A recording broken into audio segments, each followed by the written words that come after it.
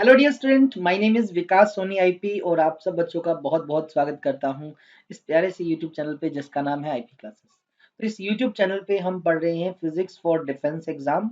जो बच्चे तैयारी कर रहे हैं यूपीएससी एनडीए के एग्जाम की 2021, एयरफोर्स के एग्जाम की, नेवी के एग्जाम की, सीडीएस के एग्जाम की, तो ये वीडियोस उनके बहुत काम आने वाली है। इन वीडियोस के अंदर हम फिजिक्स के पोर्शन को कंप्लीट पढ़ेंगे। याद होगा लास्ट वीडियोस के अंदर इलेक्ट्रोस्टैटिक्स हमने कंप्लीट पढ़ लिया था, कुछ प्रीवियस ईयर्स के क्वेश्चन भी देखे थे, उसके अलावा भी हमने कुछ क्वेश्चंस को सोल्व किया था।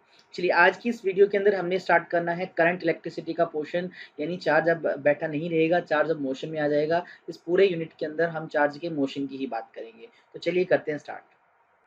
First of all current electricity का मीनिंग क्या है? देखिए इससे पहले जो हमने पढ़ा था वो था इलेक्ट्रोस्टैटिक्स। इलेक्ट्रो मींस टू से इलेक्ट्रिक चार्ज, स्टैटिक मतलब रेस्ट। जब चार्ज रेस्ट पे हो उससे जुड़े जितने भी फिनोमिना होते हैं वो सब जो है वो इलेक्ट्रोस्टैटिक्स के अंदर आते हैं। लेकिन इस ब्रांच में हमने पढ़ना है करंट इलेक्ट्रिसिटी के बारे में। करंट का एक्चुअल मीन होता है मोशन, यानी यहाँ पर इस ब्रांच के अंदर हम क्या करते हैं, स्टडी करते हैं। स्टडी बेटा किसकी? इलेक्ट्रिक चार्ज की, वो भी किसके अंदर? In motion. यानी आप जब इस पूरे ब्रांच को यानी इस पूरे पोर्शन को पढ़ोगे उसके अंदर चार्ज के मोशन की बात होगी। किसके मोशन की बात होगी? चार्ज के मोशन की बात होगी। समझ रहे हो इसको? अब ये जो चार्ज है ये किसी भी फॉर्म में हो सकता है। चार्ज इलेक्ट्रॉन्स हो सकते हैं अगर मेटल्स की बात हो, अगर लिक्विड हो कोई तो उसमें आयंस हो सकते हैं, गैसेस की बात हो तो उसके अंदर भी आयंस हो सकते हैं। वो अलग अलग सिचुएशन में अलग अलग होगा। तो बेसिकली इस चैप्टर का जो मेन थीम है वो यही है। इस चैप्टर के अंदर चार्ज को मोशन में स्टडी करना है। चार्ज जब मूव करता है तो उससे रिलेटेड क्या क्या फिनोमिना होते हैं उनको डिटेल में पढ़ेंगे। सबसे पहला कंसेप्ट आता है कि चार्ज कैरियर्स क्या है। चार्ज कैरियर्स देखें, इस चैप्टर में हमें पढ़ना है flow of charge. Flow of charge को बोलते हैं electric current. Flow of charge को क्या बोलते हैं? Electric current. तो इलेक्ट्रिक करंट बनता है जब कोई चार्ज फ्लो करे। अब वो चार्ज किस फॉर्म में आ सकता है? तो अलग अलग सिचुएशन में अलग अलग रहता है। जैसे अगर बात हो सॉलिड्स की, और सॉलिड के अंदर भी मैं आपको बोलूं कंडक्टर्स या जो जनरली जो मेटल्स हैं, तो आपको पता है कि कंडक्टर के अंदर जो फ्री इलेक्ट्रॉन्स होते हैं, बेटा ध्यान देना, कंडक्टर के अंदर जो फ्री इलेक्ट्रॉन्स होते हैं वो जब मूव करते हैं उनके मोशन से करंट बनता है। इट मीन चार्ज कैरियर्स वहां पर क्या हुई? Free electrons are the charge carriers in conductors. Insulators के अंदर होते ही नहीं है, तभी तो हम बोलते हैं कि उसके अंदर करंट फ्लो करता ही नहीं है। अच्छा अगर हम बात करें सॉलिड के अंदर, वो भी खासकर सेमीकंडक्टर्स की, हमने मॉडर्न फिजिक्स के इसके अंदर पढ़ना है सेमीकंडक्टर के कंसेप्ट को।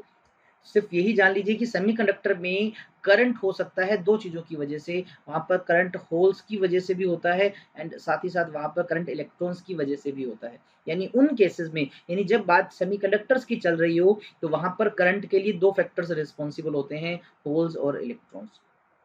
क्लियर? अब बात करते हैं लिक्विड्स के अंदर। लिक्विड्स के अंदर जनरली हम बात करते हैं साल्ट सॉल्यूशंस की, एसिड सॉल्यूशन की। तो इन सब के अंदर जो आयंस होते हैं बेटा, आयंस, पॉजिटिव आयंस और नेगेटिव आयंस, ये रिस्पॉन्सिबल होते हैं किसके लिए? फ्लो ऑफ करंट के लिए। ठीक है? या फिर बोल सकते हैं कि जब ये आयन मूव करते हैं तभी करंट होता है। जैसे इलेक्ट्रोलाइसिस प्रोसेस आपको पता हो, थोड़ा बहुत आइडिया हो कि इलेक्ट्रोलाइटिक सॉल्यूशन होता है, जैसे ही उसके अंदर हम इलेक्ट्रिसिटी पास करते हैं तो उसमें वो फ्लो कर जाता है। क्यों? क्योंकि वहां पर आयंस होते हैं। यानी लिक्विड्स के अंदर करंट होगा अगर, तो वो पॉजिटिव या नेगेटिव आयंस की वजह से होगा। एंड गैसेस की बात करें तो गैसेस के अंदर भी बिल्कुल ऐसा ही सीन होता है। जब गैसेस पे इलेक्ट्रिक फील्ड अप्लाई करें तो उसमें से इलेक्ट्रॉन्स अलग हो जाते हैं और बाकी बचता है पॉजिटिव एटम बच जाता है आपके पास। ठीक है? यानी आयन बच जाता है, तो वहां पर पॉजिटिव आयन और electrons, these are charge carriers, इनकी वजह से करंट फ्लो करता है। हमें हमारे सिलेबस की बात करें जनरली, देखिए हालांकि जिक्र सबका है, लेकिन मैं नॉर्मली बात करूं तो हम कंडक्टर्स को ही पढ़ते हैं। हमें कंडक्टर्स की ही बात करनी है और कंडक्टर्स के अंदर होते हैं फ्री इलेक्ट्रॉन्स। तो हम जनरली जब भी पढ़ेंगे, अब तो बात आई जब करंट की, तो हम बोलते हैं करंट के लिए रिस्पॉन्सिबल कौन है? इलेक्ट्रॉन्स रिस्पॉन्सिबल है। लेकिन अगर जब किसी चैप्टर में सेमीकंडक्टर का जिक्र होगा तो वहां पर सिर्फ इलेक्ट्रॉन नहीं, उनके साथ होल्स भी रिस्पॉन्सिबल है। अलग अलग सिचुएशन में अलग अलग हो जाएगा। ठीक है? हमारा सबसे मेन कंडक्टर्स का ही है, इसलिए आप एक बार याद रखिए फ्री इलेक्ट्रॉन्स। अब क्वेश्चन रहता है कि इनके पास कितने फ्री इलेक्ट्रॉन्स होते हैं। अब कंडक्टर के अंदर बहुत सारे फ्री इलेक्ट्रॉन्स होते हैं, तो कितने electrons, number of electrons per unit volume होते हैं। किसी नॉर्मल कंडक्टर की बात करें, ऑन एन एवरेज की बात करें, तो कंडक्टर्स के अंदर जो इलेक्ट्रॉन की डेंसिटी, इलेक्ट्रॉन डेंसिटी का मतलब क्या है? Number of electrons per unit volume. ये अप्रोक्सीमेटली 10⁻29 10⁻29 इतने ज़्यादा फ्री इलेक्ट्रॉन्स होते हैं और इन्हीं की वजह से कंडक्टर में इजीली करंट फ्लो करता है, यानी चार्ज फ्लो करता है। ठीक है, आपने इस वैल्यू को याद रखना है। नेक्स्ट कंसेप्ट है इलेक्ट्रिक करंट। देखिए, करंट वर्ड का मतलब होता है मोशन या मूवमेंट। अगर एयर मूव कर रही है तो उसको एयर करंट बोलते हैं, अगर पानी कहीं मूव कर रहा है, वाटर का मूवमेंट हो रहा है, उसको वाटर मूवमेंट बोलते हैं, और अगर किसका चार्ज का मूवमेंट हो तो उसको हम इलेक्ट्रिक करंट बोलते हैं। ठीक है, तो आप बोल सकते हैं flow of charge, flow of electric charge, इसी को हम क्या बोलते हैं, इलेक्ट्रिक करंट बोलते हैं।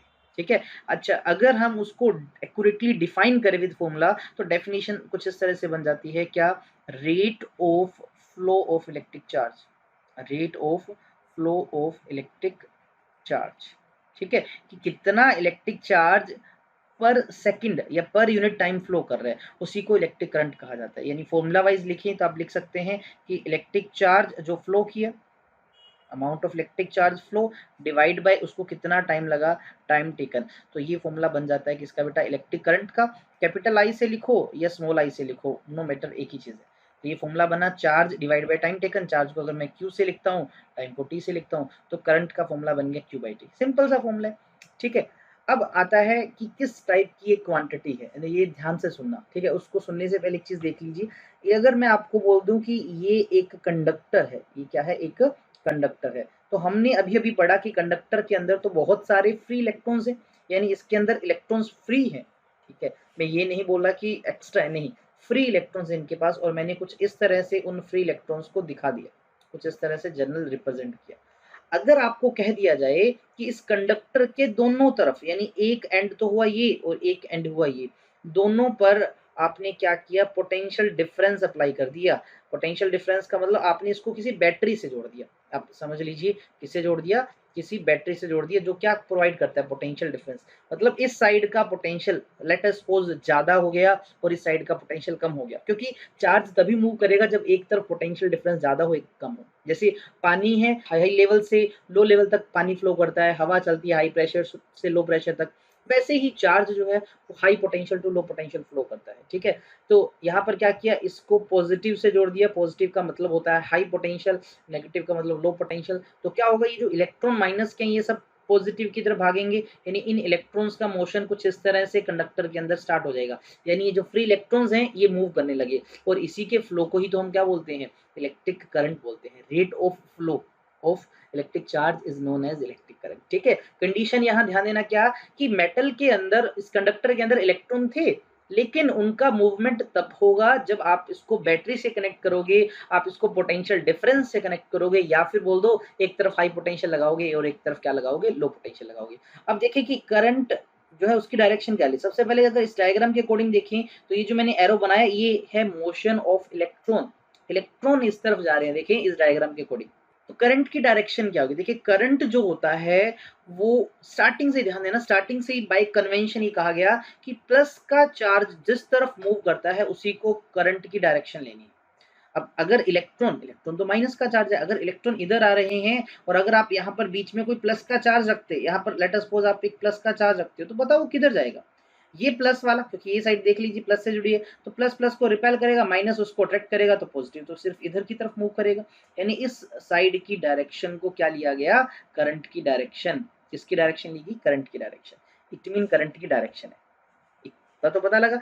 यानी इसके अकॉर्डिंग करंट की अगर डायरेक्शन है तो एक वेक्टर क्वांटिटी होनी चाहिए, बट ऐसा नहीं है। करंट जो होता है डायरेक्शन है, बिल्कुल ठीक है, लेकिन ये वेक्टर के रूल्स को फॉलो नहीं करता। तो ये एग्जैक्टली एक टेंसर क्वांटिटी होती है बेटा। किस तरह की क्वांटिटी होती है, टेंसर क्वांटिटी। फिर भी अगर आपको ऑप्शन में टेंसर नहीं दिखता तो आपको इलेक्ट्रिक करंट को एक स्केलर क्वांटिटी ही मानना है। क्या मानना है, एक स्केलर क्वांटिटी। ठीक है, नंबर वन प्रेफरेंस टेंसर को देना है, क्योंकि डायरेक्शन होने के बाद वेक्टर रूल्स को भी नहीं करता। यानी डायरेक्शन है अगर तो वेक्टर के रूल को फॉलो करना चाहिए, नहीं कर रहा, इट मीन ये ना तो परफेक्टली स्केलर है ना वेक्टर है, this is a tensor quantity. लेकिन अगर आपके ऑप्शन नहीं मिलता तो आप उसको स्केलर लिखेंगे।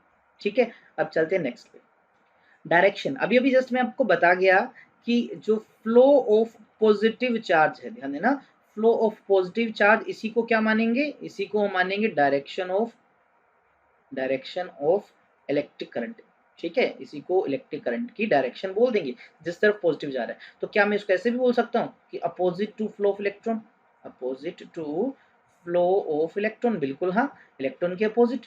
यानी अगर आपके पास एक कंडक्टर है कुछ इस तरह से और आपने क्या कर रखा है, इसके दोनों तरफ पोटेंशियल डिफरेंस अप्लाई कर दिया, यानी एक तरफ का पोटेंशियल ज्यादा है पॉजिटिव वाला, एक तरफ का पोटेंशियल कम है, तो अगर देखें जरा, अगर इसमें प्लस का होता तो वो इस तरफ जाता और अगर इसमें माइनस का होता तो इस तरफ जाता। बिल्कुल हाँ, मूव तो करता है। अब पॉजिटिव तो मूव करते नहीं, मूव तो सिर्फ इलेक्ट्रॉन करते हैं, यानी इलेक्ट्रॉन्स का मोशन इस तरफ है तो करंट की डायरेक्शन क्या लेंगे, करंट की डायरेक्शन इस तरह से लेंगे। ठीक है, करंट की डायरेक्शन कहाँ से लेंगे, पॉजिटिव टर्मिनल से बाहर की और नेगेटिव के अंदर, यानी positive to negative in outside circuit. ठीक है, this is taken as the direction of electric current. अब बात आती है कि इलेक्ट्रिक करंट का यूनिट क्या है। देखिए अभी थोड़ी देर पहले मैंने फॉर्मूला लिखा I is equals to Q by T. अब आपको पता है जो चार्ज है उसको कुलाम में मेजर करते हैं और टाइम को सेकंड में, तो कुलाम पर सेकंड बना, तो इसका शॉर्ट में नाम दे दिया गया और इसी को बोल दिया गया एम्पियर।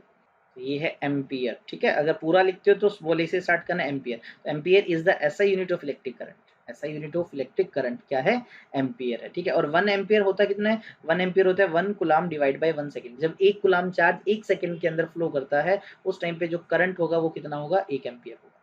अब इसका डायमेंशन फॉर्मूला बताएं। देखिए करंट जो है वो एक फंडामेंटल क्वांटिटी है, टोटल ऐसा ही सिस्टम ने 7 फंडामेंटल क्वांटिटी दी, उसके अंदर करंट भी एक आता है, तो ये एक फंडामेंटल क्वांटिटी है। कैसी क्वांटिटी है बेटा, फंडामेंटल क्वांटिटी। और इसका डायमेंशन फॉर्मूला ए ही होता है, ए से ही तो रिप्रेजेंट करते हैं, तो इसका डायमेंशन फॉर्मूला होता है A1। बाकी नहीं है तो आप उसको जीरो लिख सकते हो, M0 L0 T भी जीरो है और A इसमें सिंगल है, तो इस तरह से आप इसका डायमेंशन फॉर्मूला लिख सकते हैं। इलेक्ट्रिक करंट को मेजर कैसे किया जाता है, अगर किसी चीज के अंदर चार्ज फ्लो कर रहा है पर यूनिट टाइम, किसी में ज्यादा किसी में कम, तो हम कैसे पता लगाएं। तो मेजर करने के लिए बिल्कुल हाँ, कुछ डिवाइस होते हैं जिनमें एक सबसे कॉमन डिवाइस होता है जो परफेक्टली इसी के लिए बने स्पेशली, उसको कहा जाता है एमीटर। तो एमीटर क्या है, ammeter is an instrument use to measure या to detect electric current. Electric current को मेजर करने के लिए एक क्या होता है बेटा, एक डिवाइस होता है, इस तरह से होता है, आप देख सकते हैं। हालांकि इसके अंदर जी लिखा है, जो एमीटर स्पेशली बना होता है वहां पर इसमें ए लिखा होता है। अब करंट जो होता है वो एसी डीसी दो टाइप के आगे बताऊंगा आपको। तो एमीटर भी उसके अकॉर्डिंग दो तरह के होते हैं, एसी एमीटर और डीसी एमीटर, एसी एमीटर और डीसी एमीटर। तो क्या होता है, एमीटर के लिए हम एक सिंबल यूज करते हैं इस तरह से, सर्कल, सर्कल के बीच में ए लिख दिया। ठीक है, तो ये एमीटर का सिंबल होता है। और कई बार क्या होता है कि एमीटर जो बना होता है, यहाँ पर आप देखिए, यहाँ पर जहाँ पर जी लिखा है तो यहाँ पर ए लिखा होता है, ए फॉर एमीटर। और कई बार एमीटर के नीचे से स्ट्रेट लाइन लगी होती है और कई बार ए के नीचे इस तरह से कर्व लाइन बनी होती है। इन दोनों में बड़ा डिफरेंस होता है। स्ट्रेट लाइन बने होने का मतलब कि ये ऐसा एमीटर है जिससे आप डीसी करंट मेजर करते हो, तो इसका मतलब ये वो एमीटर है जिससे आप एसी करंट को मेजर करते हो, जो चेंज हो रहा है अल्टरनेटिव करंट उसको मेजर करते हैं। ठीक है, अच्छा स्केल जो होता है वो डिपेंड करता है इस एमीटर की रेंज पे। अलग अलग तरह के एमीटर आते हैं, कुछ एमीटर ऐसे हैं जो एम्पियर के अंदर मेजर करते हैं, कुछ मिली एम्पियर में भी मेजर करते हैं, कुछ माइक्रो एम्पियर में भी मेजर करते हैं, वो डिपेंड करता है एमीटर पे। अच्छा दूसरा आपने याद रखना है कि करंट को मेजर करने के लिए एमीटर को हमेशा सीरीज में लगाया जाता है। Ammeter is always connected in series, connected in series, series में लगाएंगे। लेट अस सपोज आपके पास ये कोई एक इलेक्ट्रिक बल्ब है, ठीक है, आप इसको ग्लो करना चाहते हैं, ऐसे मान लीजिए सिंपल सा सर्किट है। तो आपने क्या किया, एक बैटरी ली इस तरह से, जैसे एक सेल ले लिया, ठीक है, एक टर्मिनल इधर इसके साथ लिया, इसके साथ जोड़ दिया, और यहाँ पर आपने ऑन ऑफ करने के लिए की लगा दिया। लेट अस सपोज ऑन है तो करंट देखिए, लेट अस सपोज ये पॉजिटिव है ये नेगेटिव, तो करंट ऐसे जाएगा। अब आपको कहा कि इस बल्ब में कितना, इस बल्ब के अंदर कितना करंट जा रहा है, तो कैसे मेजर करोगे, तो हम क्या करेंगे, इसके सीरीज में, यहाँ पर आगे लगा दो चाहे पीछे लगा दो, यहाँ पर सीरीज में मैंने क्या किया, एक एमीटर को कनेक्ट कर दिया इस तरह से। क्यों सीरीज में कनेक्ट किया, क्योंकि करंट जो इस बल्ब में जाएगा वही इस एमीटर में से पास होगा, तभी तो वो सेम रीडिंग बताएगा। Ammeter is always connected in series because in series current जो होता है बेटा वो क्या होता है, सेम होता है। इस फैक्ट की वजह से उसको सीरीज में जोड़ते हैं। अच्छा दूसरा याद रखिए, आपकी एक आइडियल एमीटर जो होता है, आइडियल एमीटर मतलब सबसे बेस्ट वाला एमीटर, आइडियल एमीटर उसको बोलते हैं जिसका रेजिस्टेंस जीरो होता है। जिसका रेजिस्टेंस जीरो होता है मतलब कि वहां पर कुछ भी पोटेंशियल ड्रॉप नहीं होगा। तो रेजिस्टेंस जीरो किसके लिए होता है, आइडियल एमीटर की कंडीशन है। वैसे रियलिटी में ऐसा पॉसिबल तो है नहीं, ठीक है। तो क्या करते हैं जनरली, जो एमीटर बनाए जाते हैं, एमीटर जो बनाए जाते हैं उसमें क्या यूज किया जाता है, लो रेजिस्टेंस यूज किया जाता है, लो रेजिस्टेंस यूज, ठीक है, for making ammeter, for making ammeter, ठीक है। अच्छा, इसके साथ साथ एक चीज और ध्यान दी, एमीटर भी बना होता है एक और इंस्ट्रूमेंट से जिसको कहा जाता है गैल्वेनोमीटर। क्या कहा जाता है? गैल्वेनोमीटर। देखिए, गैल्वेनोमीटर भी एक बहुत ही ज़्यादा सेंसिटिव डिवाइस है, करंट को सेंस कर देता है, करंट को भी चेक कर देता है कि किसी सर्किट में करंट है या नहीं है। तो galvanometer is a sensitive device, लेकिन इसकी लिमिटेशन है, ज़्यादा करंट की वैल्यूज को मेजर नहीं कर सकता, तो इसको कन्वर्ट करके क्या बना दिया जाता है? एमीटर बना दिया जाता है। गैल्वेनोमीटर को कन्वर्ट करके एमीटर बना दिया जाता है। कैसे बनाया जाता है वो हम आगे सीखेंगे, ठीक है, तब आपको थोड़ा डिटेल में बता देंगे। तो आप समझ गए होंगे, पहला नंबर आता है एमीटर का, फिर गैल्वेनोमीटर का, ठीक है। गैल्वेनोमीटर के लिए भी इसके साथ साथ सिंबल होता है, बस यहाँ पर बीच में जी लिखा होता है, और उसका स्केल जो होता है वो बीच से स्टार्ट होता है, मतलब नंबरिंग 0 बीच में होती है, उसके लेफ्ट में और राइट में दोनों तरफ रीडिंग होती है। लेकिन नॉर्मल एमीटर में क्या होता है, यहाँ से 0 से रीडिंग स्टार्ट होगी, जो भी स्केल है 1 2 3 का, या 5 10 15 20 का, या 10 20 30 का, उस पर डिपेंड करता है। अदर फॉर्मूला ऑफ करंट, अब ये क्या है सर अदर फॉर्मूला? क्या करंट के भी फॉर्मूला होते हैं? बिल्कुल हाँ, करंट के फॉर्मूला होते हैं। वो डिपेंड करता है चार्ज जो फ्लो कर रहा है वो किस तरह का है। देखिए, सबसे पहला टाइप ध्यान दीजिए, क्वेश्चन बन सकता है इसलिए मैं बता रहा हूँ। सबसे पहला करंट क्या, जब आपको बोला जाए कि रेट ऑफ फ्लो जो है, रेट ऑफ जो फ्लो है किसका, चार्ज का, वो क्या हो, कांस्टेंट हो, यानी जो चार्ज है वो कांस्टेंट रेट से फ्लो करे, उस सिचुएशन में सिंपल फॉर्मूला आई जो होगा वो हो गया क्यू बाई टी। जैसे सिंपली आपको मैं बोलता हूँ कि 10 कुलाम चार्ज है, उसको फ्लो होने में 5 सेकंड लगे, तो मुझे बताओ करंट कितने, तो सिंपली क्या किया, 10 coulomb divide by 5 second, that is equal to 2 ampere. Simple सा आंसर आ गया। तो ये था सबसे पहला तरीका। दूसरा, अगर आपको बोल दिया जाए कि किसी सिचुएशन में जो rate of flow of charge है, rate of flow of charge वो कांस्टेंट ना हो, नॉट कांस्टेंट हो, कभी करंट कम जा रहा है कभी ज्यादा जा रहा है, मतलब चार्ज जो है टाइम के साथ चेंज हो रहा है, मतलब पहले सेकंड में कुछ अलग चार्ज गया, मान लेते हैं कि किसी वायर में पहले सेकंड में 10 कूलम चार्ज गया, दूसरे सेकंड में 15 चला गया, तीसरे सेकंड में 25 चला गया, कुछ इस तरह से, ठीक है। वेरिएबल बोल सकते हो करंट की वैल्यू जहां पर चेंज हो, तो उस तरह सिचुएशन में कैसे निकालेंगे? तो वहां पर दो तरह के करंट निकाले जाते हैं, इस चीज को ध्यान देना आपने। उस केस में दो तरह के करंट निकाले जाते हैं, एक होता है एवरेज करंट और एक होता है बेटा इंस्टाटेनियस करंट, ठीक है।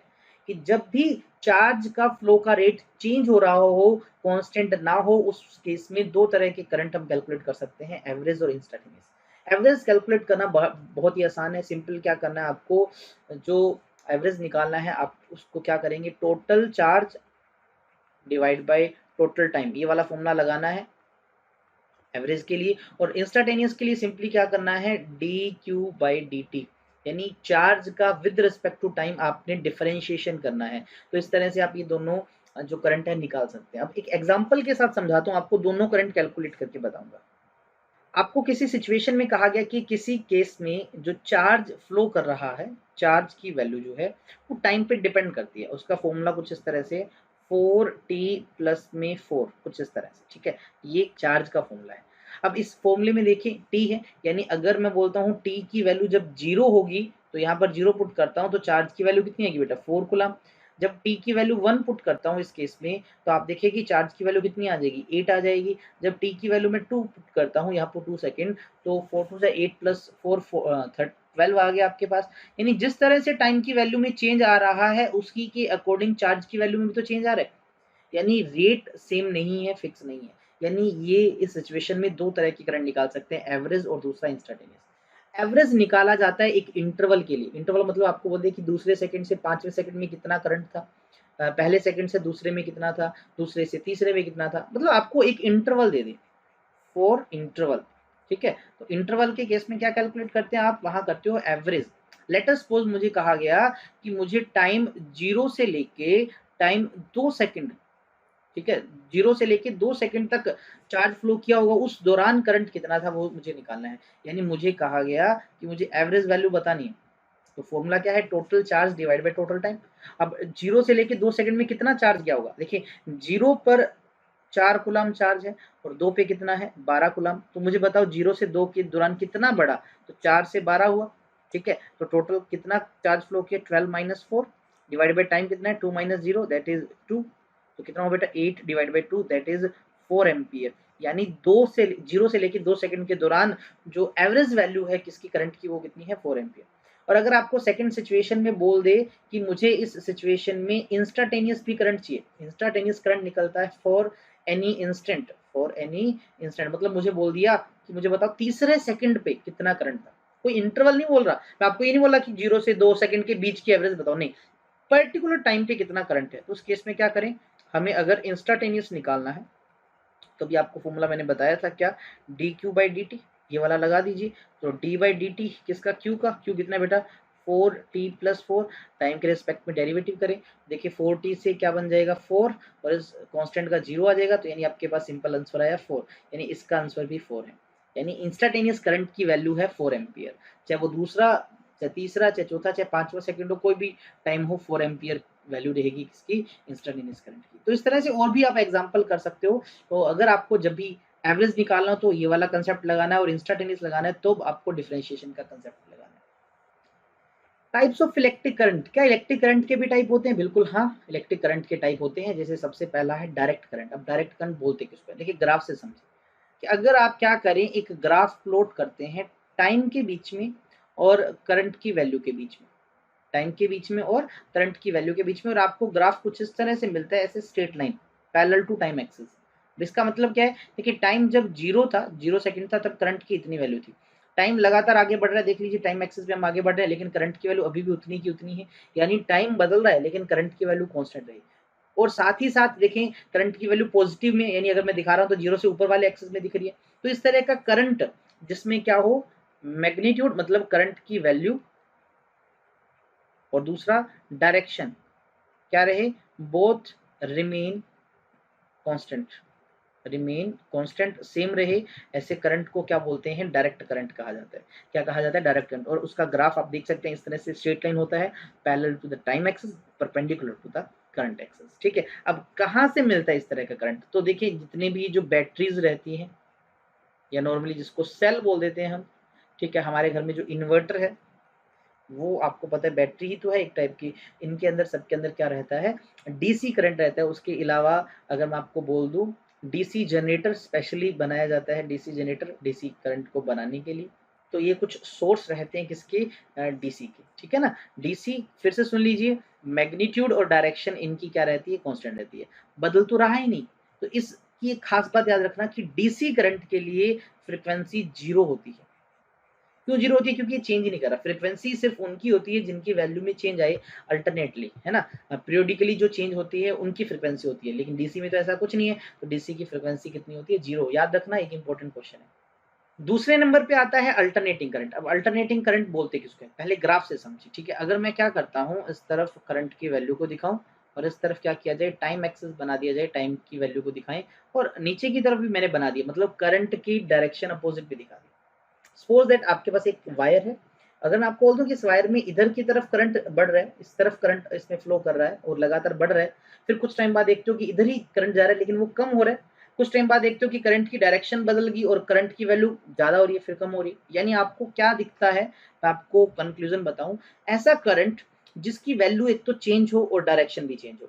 वैल्यू देखिए, जैसे मैं ग्राफ बना रहा हूँ इस तरह से, देखिए वैल्यू क्या हो रही है, बढ़ रही है ना। जैसे जैसे टाइम बढ़ रहा है करंट बढ़ रहा है, फिर क्या होता है, थोड़ी देर बाद वैल्यू करंट की कम होती रहती है, फिर क्या होता है, करंट की वैल्यू फिर से बढ़ती है लेकिन इन अपोजिट डायरेक्शन। आप देखिए ग्राफ नीचे वाले एक्सिस में चला गया, फिर थोड़ी बार डिक्रीज होने लग जाती है। तो इस तरह का ग्राफ बन जाता है। ये ग्राफ साइन का होता है, ट्रिग्नोमेट्री फंक्शन में जो साइन होता है उसका ग्राफ बिल्कुल ऐसा होता है।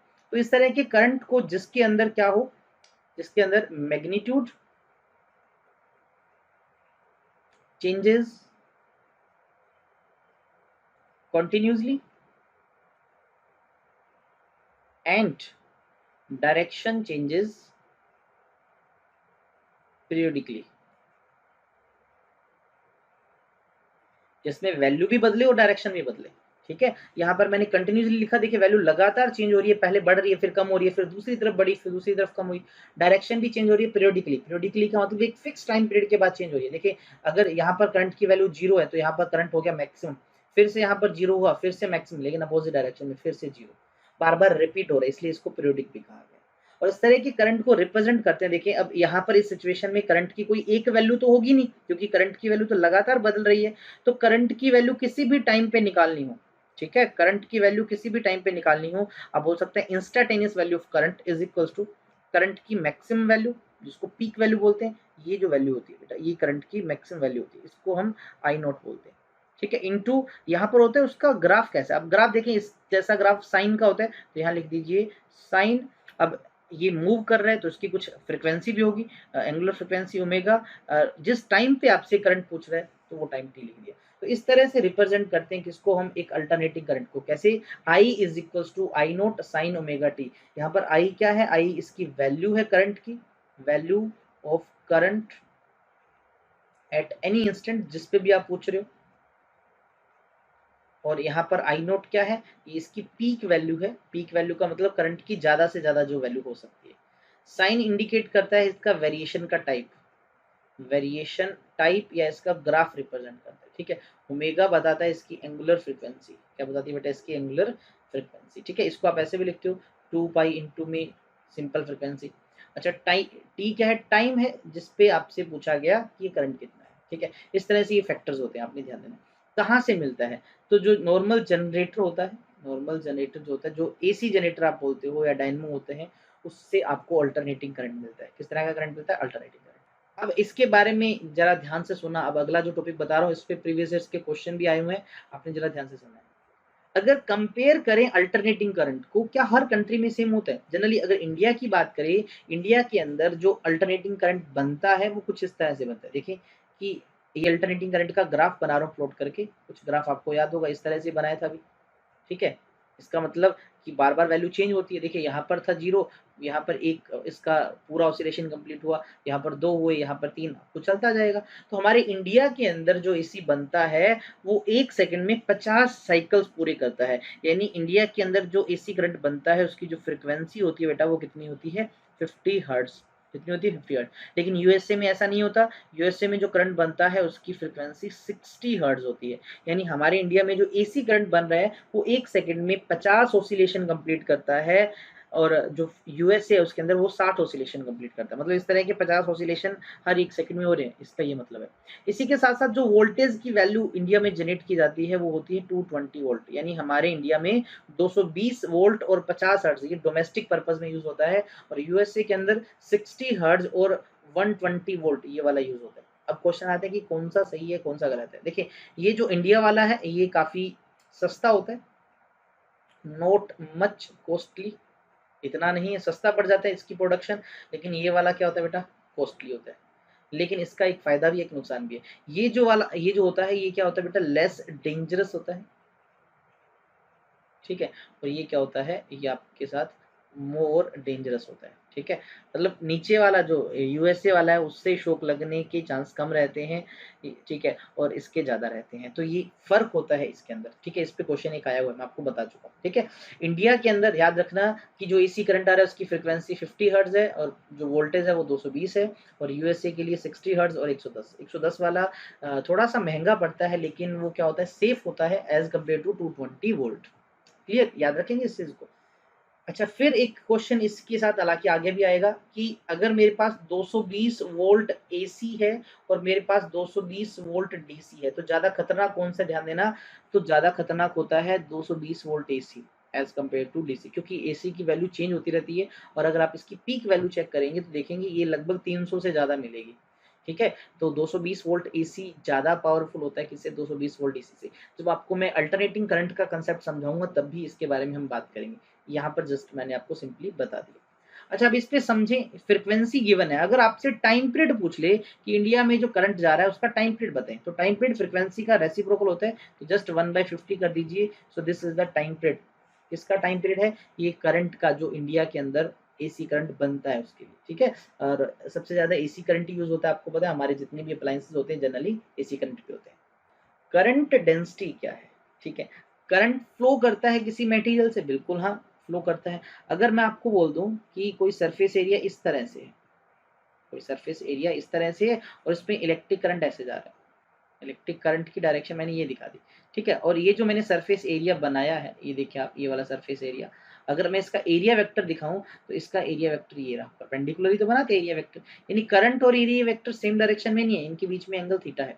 तो मैं आपको ध्यान से सुनना, मैं आपको बोल दूं कि करंट डेंसिटी जो होती है वो रेशो होती है करंट डेंसिटी होती है, क्या होती है बेटा, रेशो होती है किसकी, ratio of electric current, ratio of electric current and area, ratio of electric current and area. खास बात क्या है, both must be in same direction, both must be in same direction, दोनों सेम डायरेक्शन में होने चाहिए। इसका मतलब कि जिधर एन कैप है उधर आई हो, या फिर जिधर आई है उधर एन कैप हो। फॉर्मूला देखें इसका, फॉर्मूला सबसे पहले इसको रिप्रेजेंट करते हैं जे से, ठीक है। फॉर्मूला इसका क्या होता है, होता है current divide by area, current divide by area. अब करंट को अगर मैं आई लिखता हूँ, देखिए मैं अगर करंट ये वाला ले रहा हूँ आई, तो एरिया कौन सा होगा, अगर ये जो पूरा एरिया है लेट अस सपोज उसको मैं एस लिखता हूँ, वो तो उसकी डायरेक्शन तो ऊपर की तरफ है, और मैंने बोला कि करंट और एरिया सेम डायरेक्शन में हो, तो मुझे इस एरिया का नीचे की तरफ कंपोनेंट लेना पड़ेगा, है ना, कौन सा, कोस थीटा वाला। अगर एस उधर है तो ये कौन सा हो जाएगा, एस कोस थीटा, यानी आपके पास फॉर्मूला बनेगा ये, ठीक है। और अगर मैं क्या करता हूँ, ये वाला एरिया वही रखता हूँ, देखें अगर मैं नीचे वाला एरिया वही रखता हूँ एस, तो मुझे करंट का कंपोनेंट करना पड़ेगा उधर, तो मुझे लेना पड़ेगा आई कोस थीटा। तो करंट का कंपोनेंट कर नहीं सकती क्योंकि वो वेक्टर क्वांटिटी, तो इसलिए एरिया का लिख दिया। तो हम जनरली ये वाला फॉर्मूला ही लिखते हैं। और नॉर्मल सिचुएशंस के अंदर आपके पास जो वायर्स रहती हैं वो कुछ इस तरह से रहती हैं, उसका एरिया वेक्टर भी बाहर की तरफ होता है और करंट भी उसी तरफ फ्लो कर रहा होता है। तो हम सिंपल सा फॉर्मूला लिख लेते हैं, J is equals to I by A या आई बाई एस। अगर एरिया ए से लिख रहे हो ए लिख दो, एस से लिख रहे हो एस से लिख दो। ये सिंपल सा फॉर्मूला है करंट डेंसिटी का, current divide by area, current divide by area. किस तरह की क्वांटिटी है, ये एक वेक्टर क्वांटिटी है। कैसी क्वांटिटी है बेटा, ये एक वेक्टर क्वांटिटी है, यानी आप इसके ऊपर वेक्टर का निशान लगा लीजिए। अच्छा, अगर इसको मैं थोड़ा सा और प्रॉपर वे में लिखूं तो ध्यान देना, यहाँ पर ये वेक्टर क्वांटिटी है, एरिया को भी वेक्टर क्वांटिटी लिखा जा सकता है। अगर मैं एस उधर मल्टीप्लाई में ले जाऊं तो करंट डेंसिटी और एरिया वेक्टर दोनों का जो डॉट प्रोडक्ट होता है वो क्या देता है आपको, करंट की वैल्यू देता है। यानी करंट जो होता है वो करंट डेंसिटी और एरिया वेक्टर का डॉट प्रोडक्ट भी होता है। तो यहाँ से भी एक इंपॉर्टेंट फॉर्मूला पता लगा। अब चलते हैं यूनिट क्या है इसका। देखिए करंट का यूनिट होता है एम्पियर और एरिया का होता है मीटर स्क्वायर। तो आप समझ गए होंगे क्या बना, एम्पियर पर मीटर स्क्वायर। तो this is the unit for current density.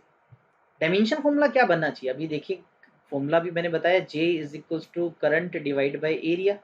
Current का आपको पता है A1 अभी बता के गया था डायमेंशन फॉर्मूला, एरिया का L2 हुआ, बाकी तो कुछ है ही नहीं, यानी M तो है ही नहीं इसमें, M0, L ऊपर जाएगा तो माइनस का 2 हो गया, टाइम भी नहीं है तो T0, और A ऊपर 1 है, बिल्कुल हाँ, this is the dimension formula.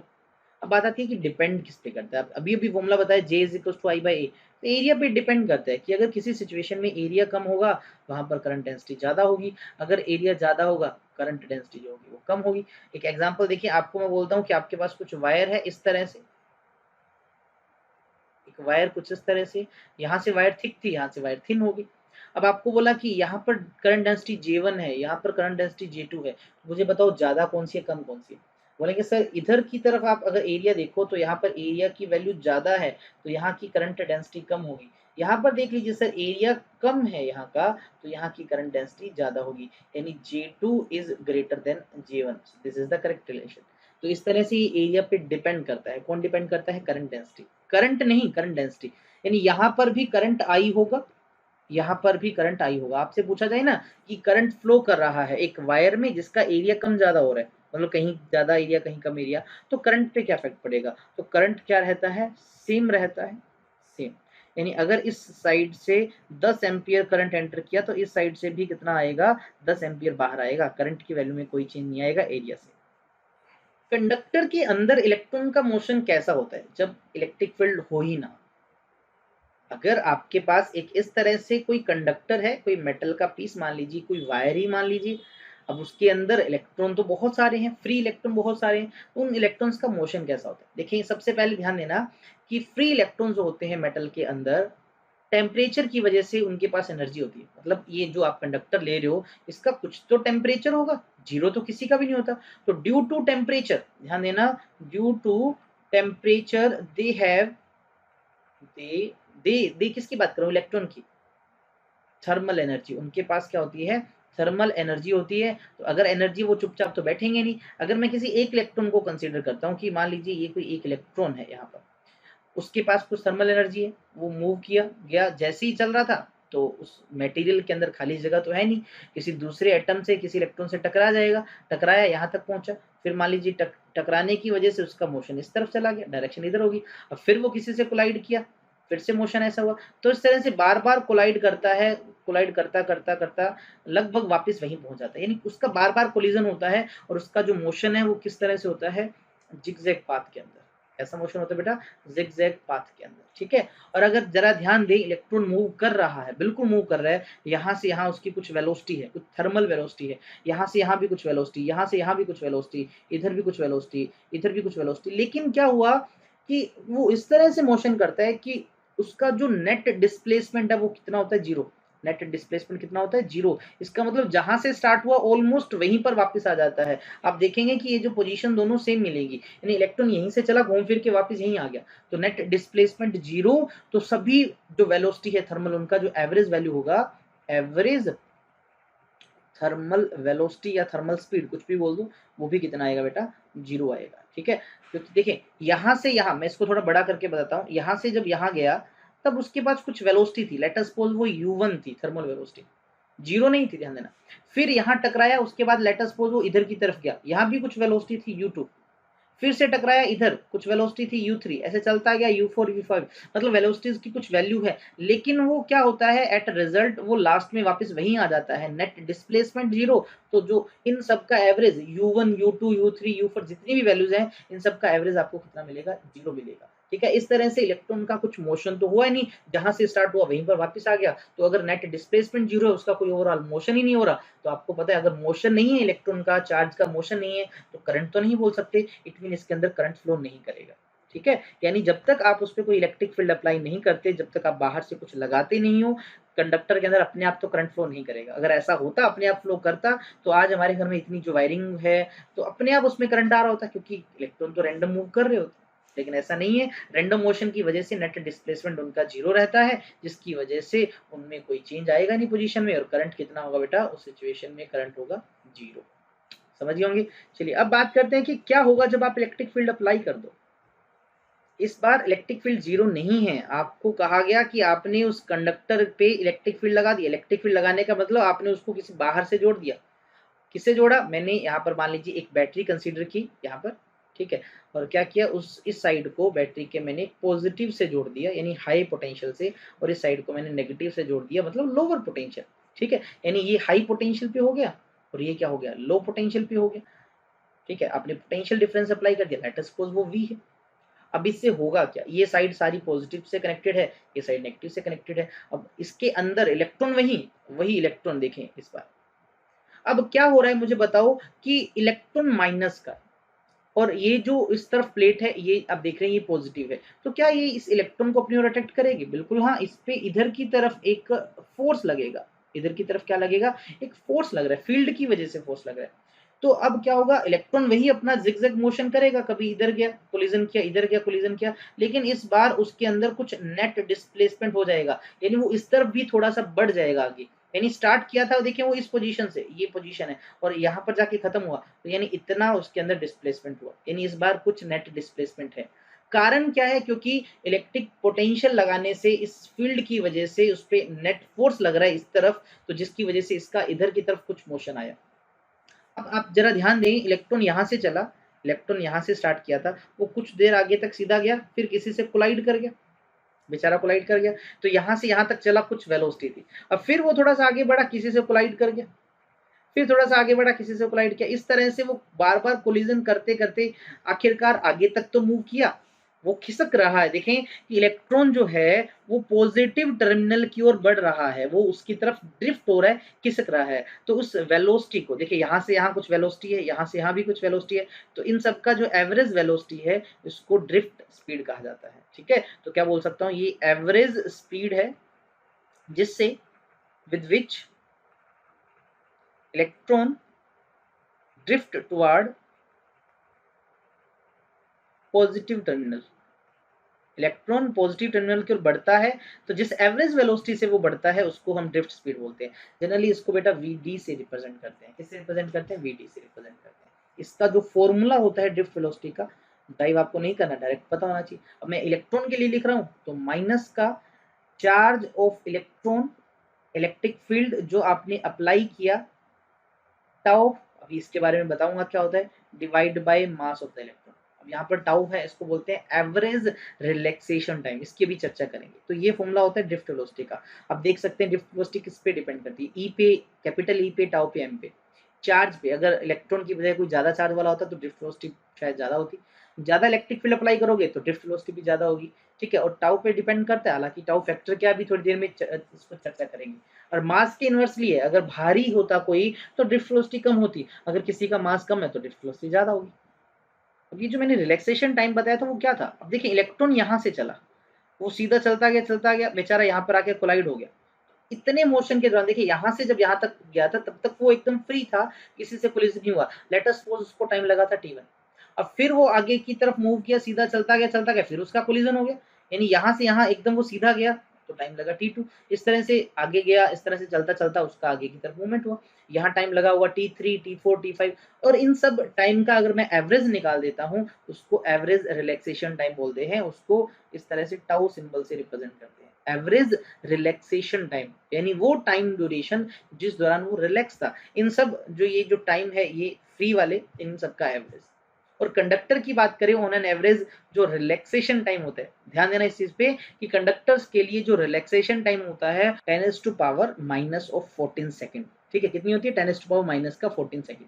यानी यहां से निकला, गया, यहाँ टकराया, कुछ टाइम लगा, फिर यहाँ गया, कुछ टाइम लगा, फिर यहाँ गया, कुछ टाइम लगा। उन सब टाइम का जो एवरेज वैल्यू है वो 10⁻⁻14 सेकंड। यानी आप मान सकते हो कि इतने टाइम बाद वो इलेक्ट्रॉन कोलाइड कर जाता है, मतलब वो कितनी देर फ्री चल पाता है, इतनी देर, उसके बाद कोलिजन उसका पक्का ही है।